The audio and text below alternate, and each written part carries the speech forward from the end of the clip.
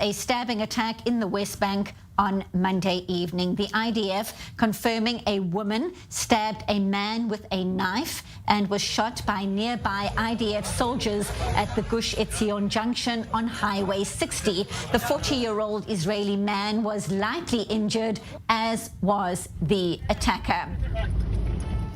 So for more on the security situation in the region, we now welcome senior security and military consultant, Colonel in the Reserves, Olivier Rafowicz, fellow at the Jerusalem Institute of Strategy and Security. Olivier, thank you, as always, for being here. So there were so many concerns about security issues, tensions with Ramadan, Passover. The Passover festival is over. Ramadan has just the last stretch to go. What do you make of this attack happening now, isolated, connected? Your assessment? This attack is an attempt to kill. Hopefully the man was only lightly wounded, and the woman, which is actually quite rare that woman is involved in such an attack, was neutralized by the forces. It's not very clear what is the reason now. The Shabak, the police, are investigating, but we are still in a wave of violence and terror from many ways, from many directions, mostly from Hamas and Islamic Jihad.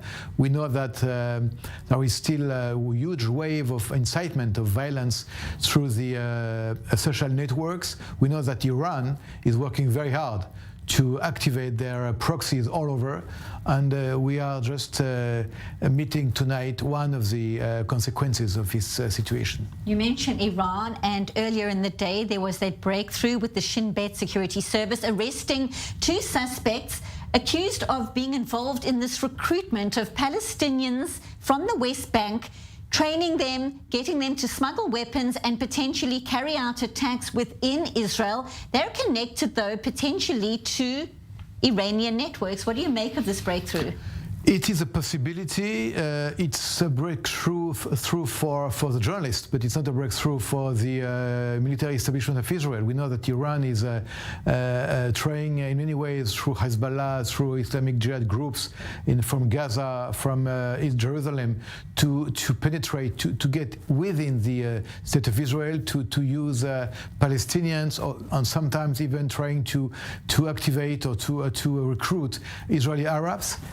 Iran is in a kind of war against Israel, using proxies, using people, and like just you have mentioned, the Shin Bet and the police are doing an incredible job in order to prevent and to stop such activities from Iran. Now, as we've been covering in recent hours, Holocaust Memorial Day starting this evening, continues tomorrow, next week, Remembrance Day, Independence Day, large crowds of Israelis together in the next week. Talk to us about the security concerns and the temperature on the ground right now, given your vast experience in this field.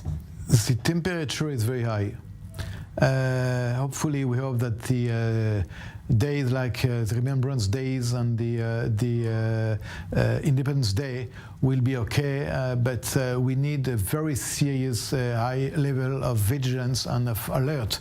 So the army, the police and the Shin Bet will be in high alert until the end of the month. Also, we have to finish nicely the Ramadan period, another week, but altogether this month was a very, very tense month. We predicted it before. We met many times and we talked about it, but actually we saw the results.